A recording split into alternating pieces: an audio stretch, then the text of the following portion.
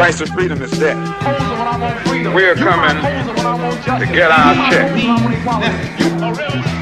Black first, my brothers and my sisters. Welcome to the Afro Elite YouTube channel. I'm your host, Afro Elite. Before we get started, please make sure that you guys hit that subscribe button, notification bell, all of that, because all of that helps the reach and the growth of the channel. And for everything you all do, thank you very much. Now, I saw this one clip on Instagram, and I wanted to do a small reaction to it, maybe on Instagram, but I decided to go even further and look into it on YouTube.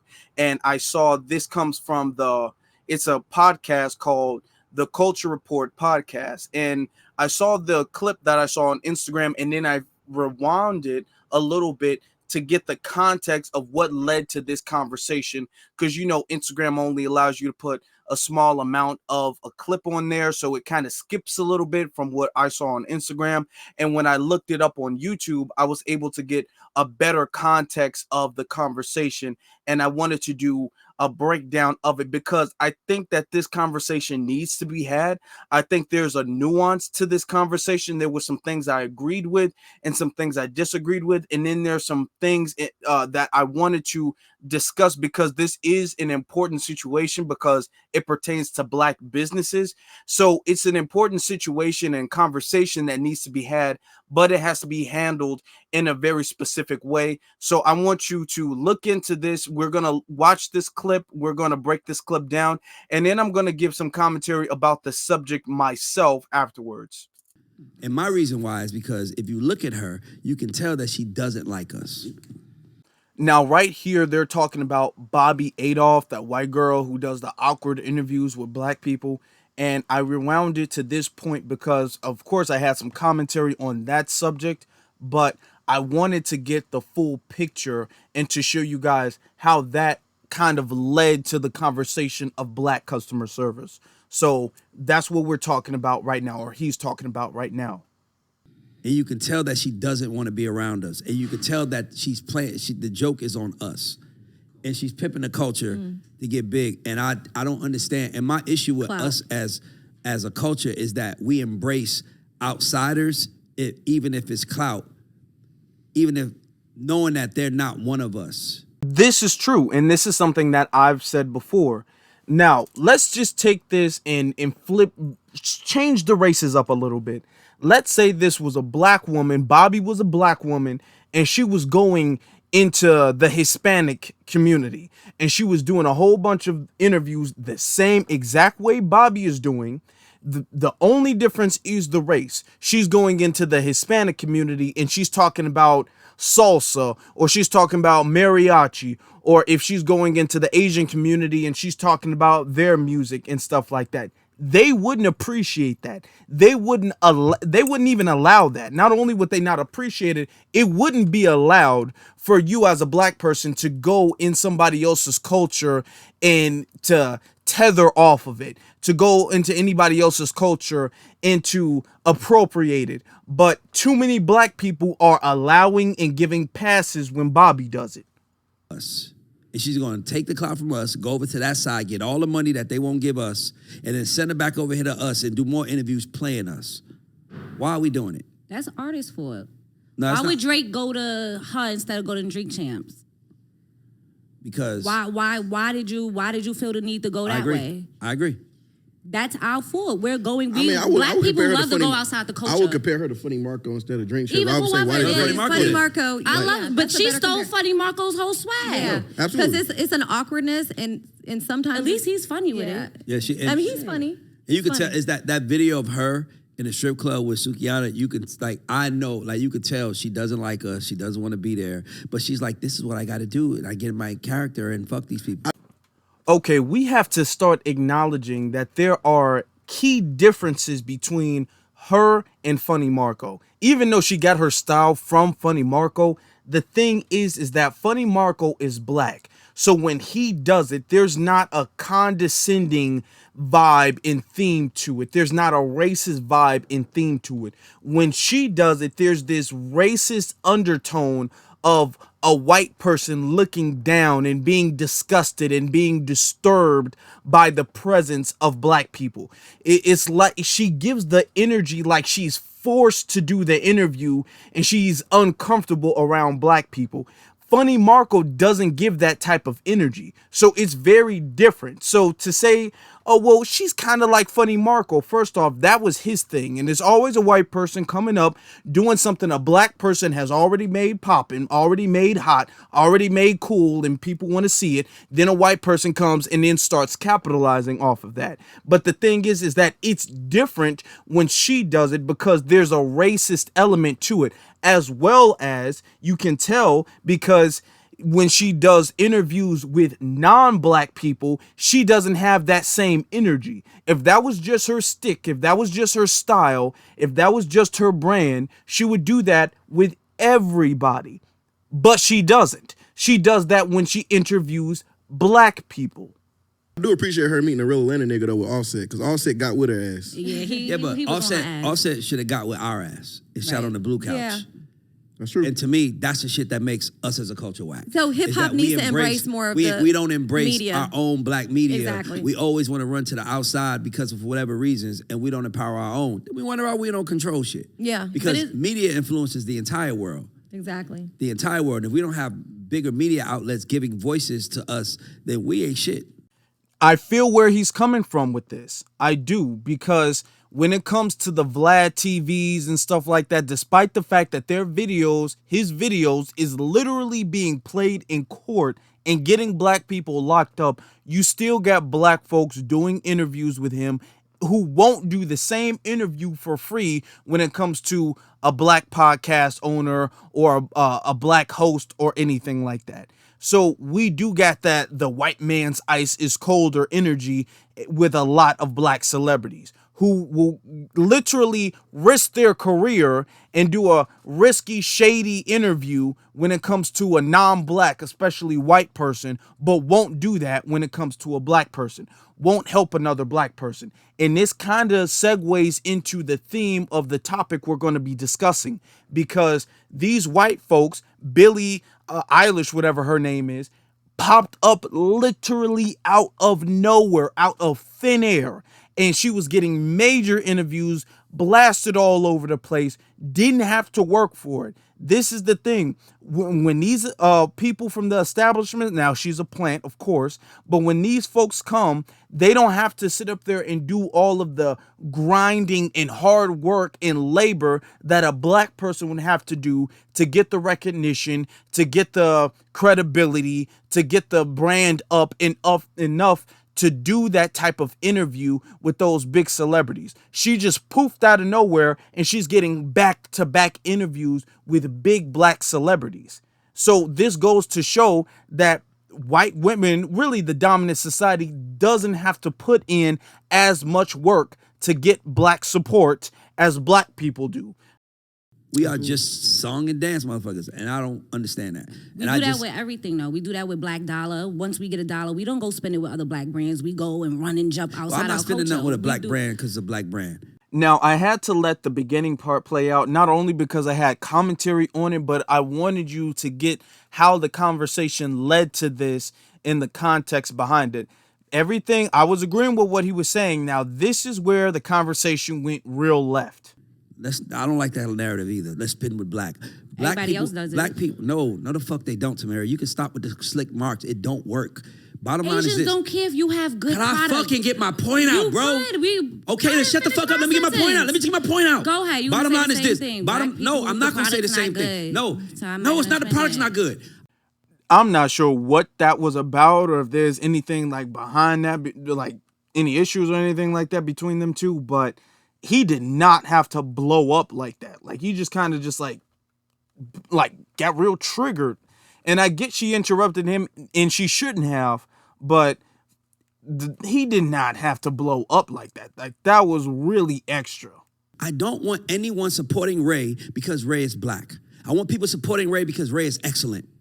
And the reality is that the black people have the worst customer service in the motherfucking world. And you can say that you don't agree with that because I don't give a fuck why. If we get our customer service better, we'll make more business. Bottom line. So you can say whatever you want. When you go to the Chinese restaurant, they nice to you. They, hey, Ray, how you doing today? No, they just as mean. Hey, I don't go to the fucking Chinese restaurant. All right, but you know what I'm saying, Ray. Like, I don't go. We could yell and go make your point. I'm speaking for Ray. at the end of the day, Asians don't sit there and say, hey, your customer service has to be perfect, your product has to be A1 before I support you. They support you. So, other races support you. Now, we're going to get a little bit more into the customer service argument later on in the video. So I'm not going to say all of my piece right here. But off rip, I agree with her. Okay. The Asians, if you want to talk about customer service now, he's talking about himself specifically. But we hear this argument when it comes to a lot of black people who have negative things to say about black business and customer service.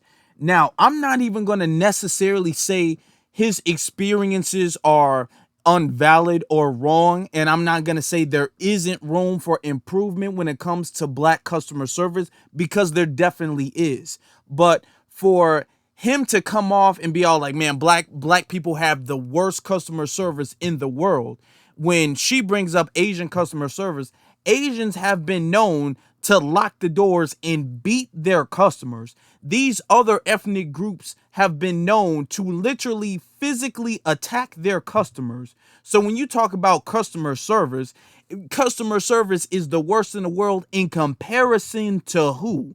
Because if you really want to compare black customer service to everybody else, there is no comparison.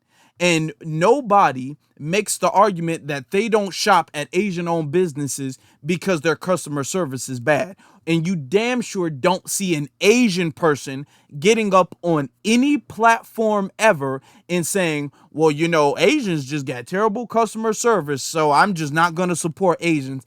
They would never say that. No group of people say that about their own groups of people's businesses. None at all. White people don't say that about white businesses. Asians don't say that about Asian businesses.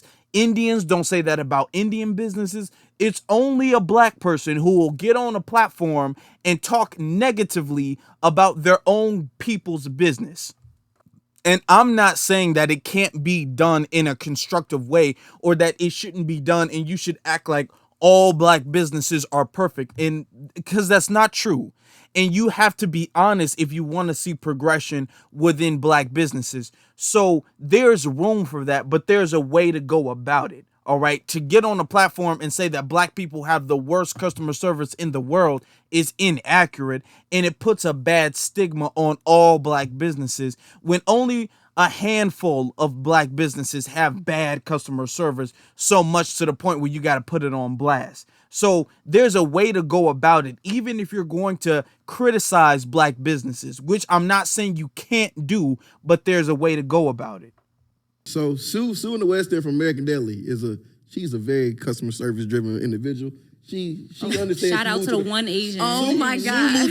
Sue moved to the West End. Sue moved to the West End, and Sue started selling wings. And now you can take a selfie with Sue. You can have a good time with Sue. And Sue only plays Gucci like music. She does. Like so that makes sense why he's defending Sue. She's playing to her audience. She's playing it. She understands her audience. So y'all gonna go to black people restaurants because you could take selfies. Now, before he goes, what they're doing is really making her point, because her argument is the fact that they're not having the same standard when it comes to businesses if they're not black versus when they're black. Now, when they're black, the customer service is terrible. Black people have the worst customer service. And he brought up a single Asian person that he knows, brought up a single Asian person and how her customer service is good. So that single Asian person who's positive, they become the representatives of Asian businesses. Now, a black person who goes above and beyond when it comes to customer service, when it comes to their product, when it comes to making sure they're on time, a black person's business who's A1 from start to finish, they're not the representatives of black business. The representatives of black businesses are the ones with poor customer service, but they're going to cherry pick the super great Asian lady and then say, well, you know, Asians, you know, come on now, look at Sue. Sue, she on point. So look at Asian businesses. That is holding the Asian businesses and the black businesses to two completely different standards. That's what she's trying to say. So she's like, okay, you guys are giving this pass to this Asian lady and saying how great they are and they understand their customer base. She's one person. Now, when a black person does that, they don't become the representatives, and nobody's all like, no, black businesses are great because I know Michael and Michael's really good. They don't say that when it comes to black businesses. So this is the problem when people criticize black businesses, because a lot of time it's done out of a sense of biasty against the black businesses, because you're not holding the same standard that you want the black business to be held to Asian businesses or non-black businesses. No, so until hold on. So when you talk about black customer service, I had this conversation the other day with one of our artists. She was like, my nail tech moved from Atlanta. I was like, I got another one for you. She asked me, she was like, she black? I was like, yeah. She's like, nah, I don't want to go there. She probably don't do feet. And she probably gonna charge me an arm and a leg. And I was like, the fuck? She's like, every black nail tech she went to in Atlanta, I was like, I'm not gonna touch your feet. They charge you an extra a reservation fee, and then they give you shitty service when you get there. And I was like, damn, that's fucked up. We can't even have. Okay, I'm gonna address what he just said before the other guy jumps in. Now, when it comes to nail techs and stuff like that, there's a bad stigma about them overcharging, about fees and stuff like that. And that needs to stop. And there's room for criticism. There's room for improvement when it comes to a lot of that stuff. The service might not be good sometimes. There's definitely room for improvement. And it's really bad because there's a lot of black women who do nails and hair and stuff like that, and they have to suffer the stigma of black women who do bad service, bad customer service, and they have to deal with that because that they get put in this box and nobody wants to do business with them. So there's room for improvement. The whole brand of, the black nail techs and all that stuff, that needs to change because there's definitely room for improvement with that. To be fair, you have to look at that in the same lens that you look at everybody else's, though, because when black women do stuff, they be all like, okay, well, the prices for my nails are too expensive, yet you don't hear a single argument when you go to the Asians. You know what I'm saying?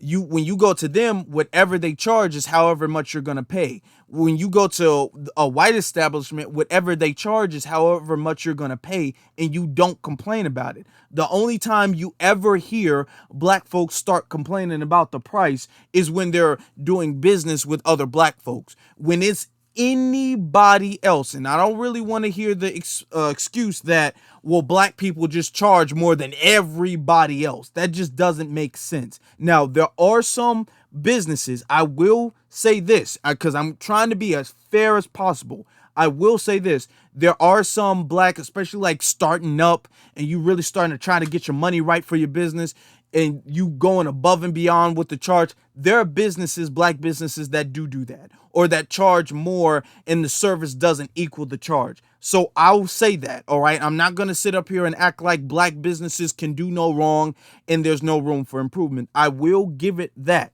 However, you have to look at the fact that the only time anybody complains about the price is when they're doing business with black folks. You talk about the service and the late fees and stuff like that. Last time I checked, everybody charges late fees, or everybody charges this service or this fee or anything like that. There's never any complaint about a fee, a cancellation fee, a late fee, of this or that. There's never any complaint about the charges when they're non-black. Only when they're black is there the complaint about the money being spent.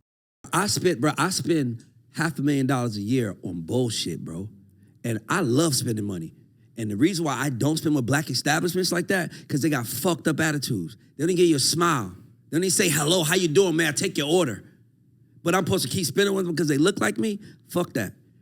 And you know what? I'm going to go on the record and say, if a black business does not have good customer service, does not have good product, good service, or anything like that, you're not obligated to patriotize their business only because they're black. You're not, all right? And I'm going to be fair, because you got your money. You worked for your money. You're not obligated to spend with another black person who does not deserve your business.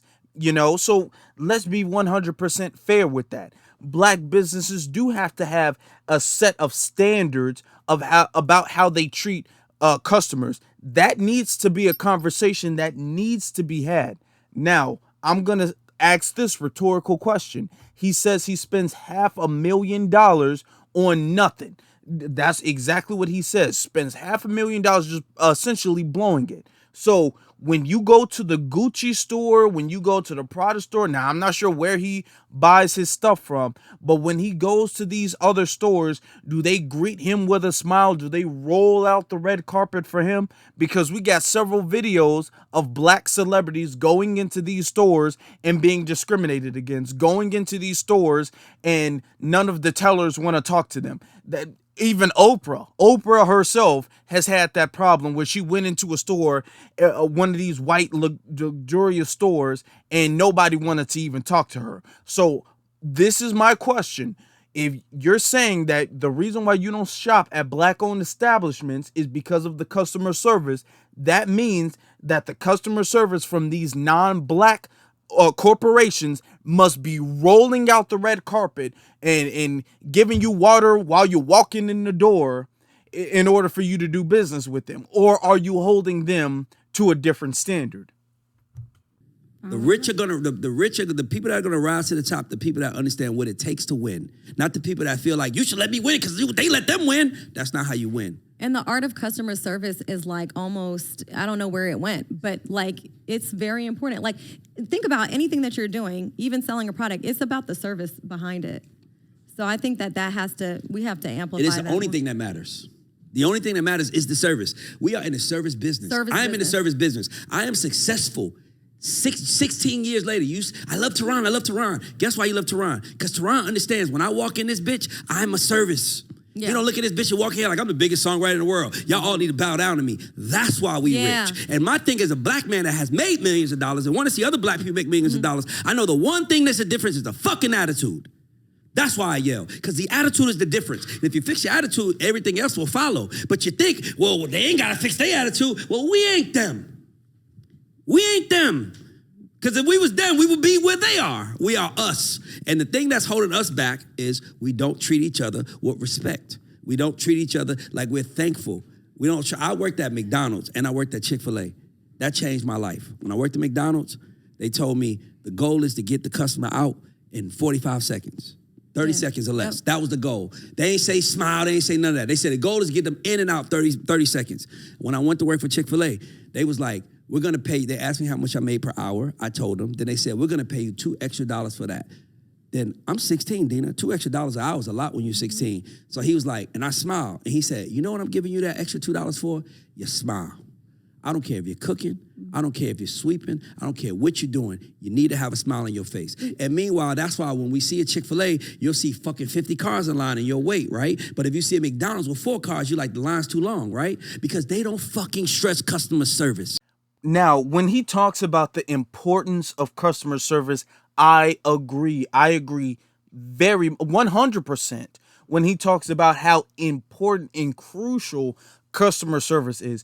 You can have a product that's average, but if your customer service is like on 100%, it will make the product seem that much better.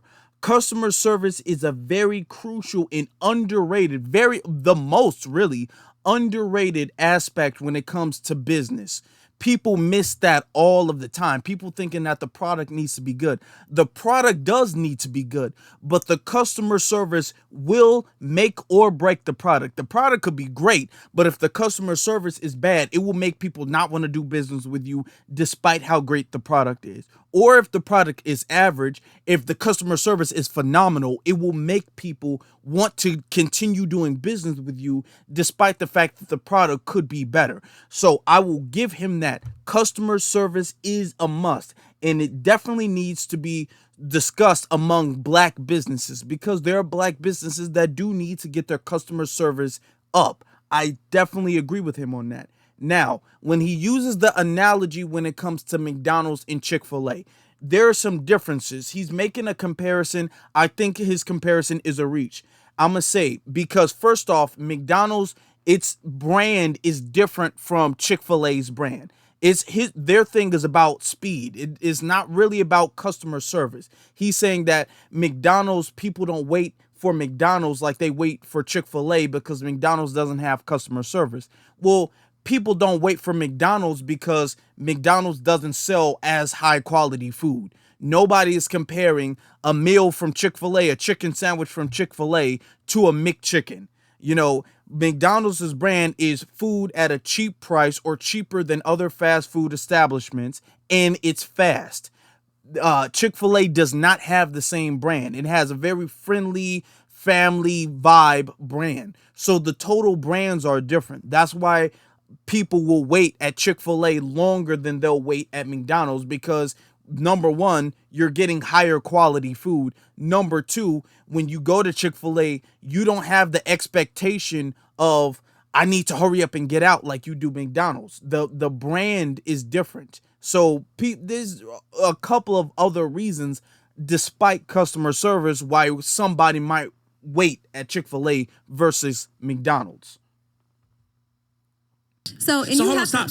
So I'm trying to teach you how to get to a certain place, and you don't want to accept that you got to change your motherfucking attitude if you do. And instead of change your attitude, you want to bring up what Asians do. I don't know if the motherfucker is smiling by the way they talking. I don't know their culture. I know our culture, and I know our culture. Black women have bad attitudes, and so do a lot of black people. And my thing is, if that we want to make money, then fix your motherfucking attitude.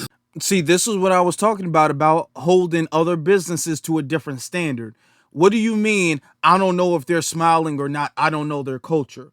Smiling is universal. Every single culture understands what a smile is. There's not a single place in the world where you're all like, well, no, frowning is how we smile in our culture. In nowhere in the world do you find that. You're holding them to a different standard, because you were just talking about when I go to a restaurant or when I go to them, I don't get greeted with a smile when I go to a black-owned establishment. But then when it comes to Asians, well, I really don't know if they smiling. I don't know their culture. See, now come on, you moving the goalpost. That's the thing. When I was saying when it comes to black-owned businesses, people start moving the goalposts and making exceptions and changing the rules. When it comes to other non-black businesses, I don't speak, Japanese, and I don't speak Mandarin, so he might be smiling and saying hello, even though he's frowning. I just don't understand. But I'm still gonna shop at this business. That's moving the goalpost. Or you'll be off and you'll see another motherfucker there smiling. They'll be like, they only picked her because she's white. No, we picked her because she smiled. Now, of course, you want, as a paying customer, you to be treated with respect. You want your money to be treated with respect. You want your time to be respected. You want your business, your energy to be respected when you patriotize any business, not just a black business, but any business. And I can understand if a black business, and I will say it myself, I'll go on the record, if a black business does not meet your standard, you do not have to patriotize that black business. You don't, even if they're black. But my only argument is that it seems, and I'm not going to speak for his experiences necessarily, it seems as if he's creating a double standard, or he's moving the goalpost, because he's like, okay, well, they picked that white woman because she smiled. So by that, you think that white women have this great abundance of customer service. There's so many different Karens in the workplace. Are you serious? With all these Karens sitting up there calling the police, kicking black people out of establishments just because they're black, you really gonna put white women as the pedestal of customer service? Are you serious? And nobody says, well, there's just too many Karens. I'm not going to shop at an establishment with white women in it because I'm sick of all the Karens. You don't see folks making that argument, but you're going to say, well, you know what? Shaniqua, she was rude to me at that one place in the 90s, so I'm never going to shop at another black-owned business again. See, that's the stuff I don't like, because I'm not seeing that same energy when it comes to white women. When it comes to Karens, you literally see Karens sitting up there setting black folks up, police being called. You don't see that at black-owned establishments where it gets so bad the police get called. At these non-black establishments, it gets so bad for you as a black person, the police get called, and you don't see black people being all like, I'm not ever going to shop at an Arab establishment or Indian establishment because they're just so bad. Keep the same energy.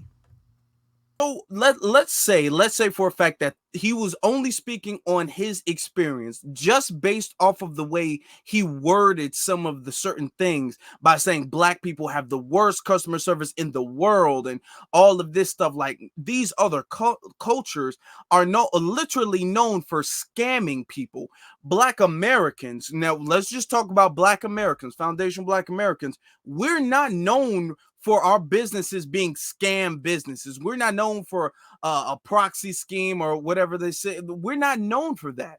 Okay, so when you compare us in our customer service to other people who scam, Karens who call the police, people who literally lock the doors and beat you up, you're not being fair.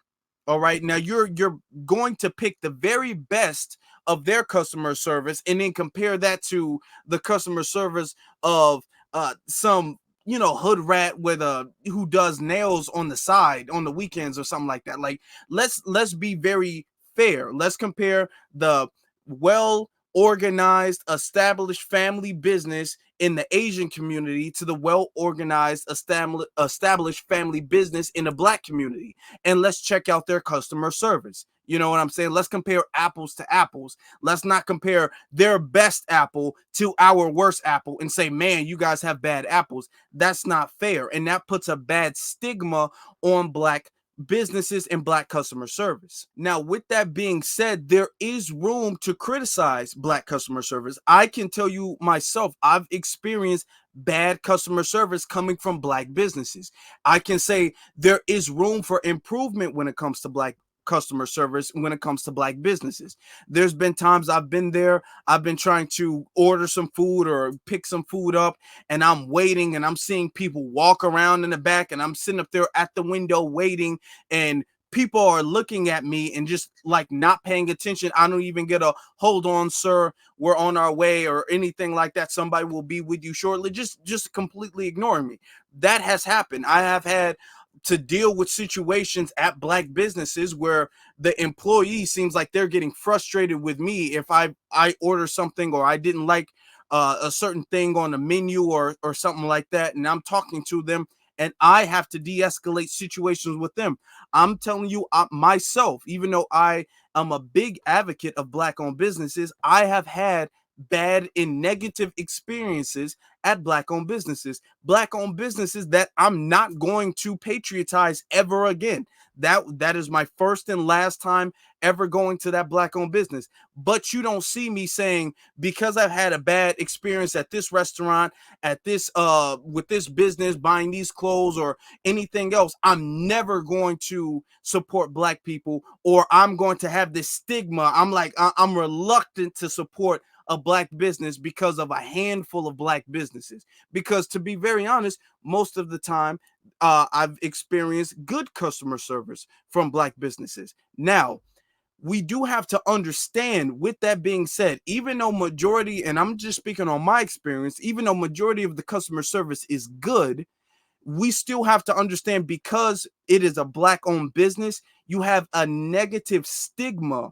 So your customer service needs to be A1. Your customer service needs to be on 10 all of the time. Now, we have to be realistic. There's a lot of people who have negative stigmas towards Black businesses. So anytime they go to a Black business or try to support a Black business online or anything like that, there's always this, I don't know, it's a Black business. There's this negative feeling. There's this reluctance to support the Black business. And when you have a subpar, not even necessarily bad, but subpar customer service, where like if they have an order, if they have a question or anything, you're taking a while to respond to their emails or to return their calls or to book an appointment if they want to change it or whatever the case is.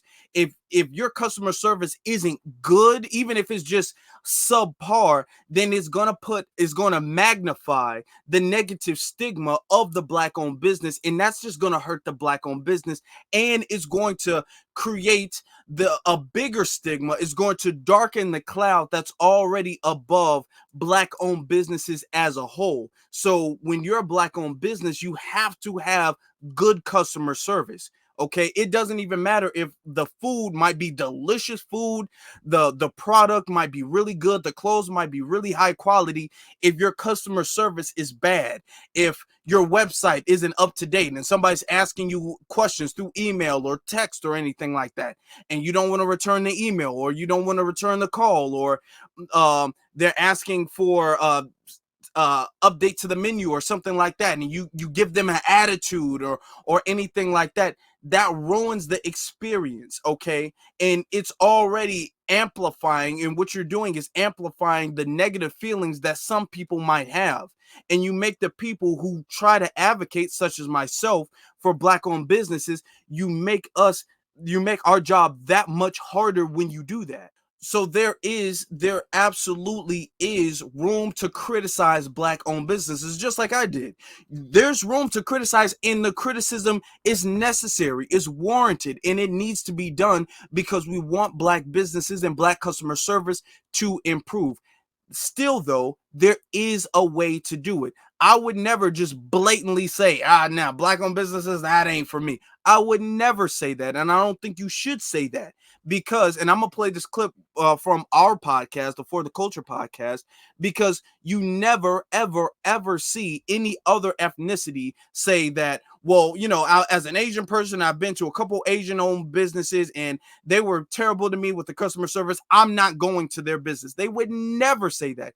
Even if they had a few bad experiences and there's a few bad restaurants or businesses that they won't continue to patriotize, they would not put their entire community's business, not just one or two, their entire community's businesses on blast to say you should not patriotize that. Nobody, literally nobody else does that in their own community. The only time you ever hear that is in the Black community, and that needs to stop. Let me play for you this clip. So, but what I will say is this: anybody who has a Black-owned business, this goes for the owner and the consumer. Don't do something with a Black person you wouldn't do with the dominant society. Okay, don't come in there talking about these prices is too high, but you won't say that at Walmart. Right. Yeah. You know, don't be telling people you buy, you go type shit. You know what I'm saying? But you wouldn't say that to the dominant society when they walked in. As long as we operate on that level, we'll be good. So that goes for any Black business, no matter where you are. Whether that's in the South, the Midwest, the East Coast, or the West Coast. We got to maintain the same type of independence and practice the same type of way we are with everybody else. That way our dollar will circulate throughout the community and we will be able to bring it back home. But you can't get it that way when the owner is acting different to the consumer. And then the consumer is acting different to the owner. And then y'all don't even get together and y'all already ended it before it started. So in terms of Black businesses, stay doing what you do, but do it Black independent first, and that goes from top to bottom. Yeah, just to add on that for a second, we have to have ethnic code of conduct that other people have. Absolutely. I have never, ever, ever seen an Asian get on his phone and say he's not going to an Asian-owned business. I've never seen that. Even if he has a bad experience at a restaurant, he ain't gonna put it on blast. He's not gonna make a tweet about it. We got Black people all like, I can't believe they told me I can't be naked in this store. Like, you know what I'm saying? You got Black people who do that. That's against the ethnic code of conduct that everybody else has. If they don't like a restaurant, they just not gonna go. They ain't gonna put it on blast. Against their own people. You know what I'm saying? So that's gotta stop. Yeah, it has to be there has to be, we have to get rid of the double standards. You know, it has to be a balance. You know, if we can hold our people accountable, we can, be fair. And again, still recognize the issues we have, but also, we got to recognize the issues we bring. There's a way to criticize Black businesses. There is a way to criticize Black customer service, but there's a way you do it in a way that is constructive, that will bring forth progress. And then there's you just bashing Black-owned establishments and Black customer service and Black entrepreneurship. And that shouldn't be done, okay? You can have one, and if you have one with the intent, and the intent is important, the intent to want the Black businesses and Black entrepreneurship to do better and to get better, that is good. That's the intent that you want to have. When you have it with the intent of, I'm using the bad black customer service as an excuse not to patriotize black businesses, which is what most people do when they quote unquote criticize the black businesses anyway, then that's negative and that needs to stop. Because even if you don't, and I'm not going to tell people how to spend their money, but even if you don't shop at a black owned business, don't try to further the stigma and darken the cloud that's already over black owned businesses. Don't do that, because you wouldn't do that with non-black businesses, and you wouldn't see a non-black person do that to their own community. Family, I want to know what you guys think in the comment section below. What do you think about the duality between criticizing black customer service and still supporting black businesses? What do you think about what he said? Let me know that in the comment section below. Also, you should be following me on my various social media pages, which is Afro Elite on Instagram and then the Afro Elite on Twitter or X, whatever you prefer. Also, please do not forget to hit that subscribe button, hit that like button, hit that share button, hit that notification bell, leave a comment, tell your mama, tell your sister, everybody, okay, because we are so very close to 10K, and that's because of all of the work that we've been doing. So thank you guys very much. Please do not forget to subscribe. Now, with that being said, my brothers and my sisters, be one salute to every single last one of you all. And of course, you all have a good one.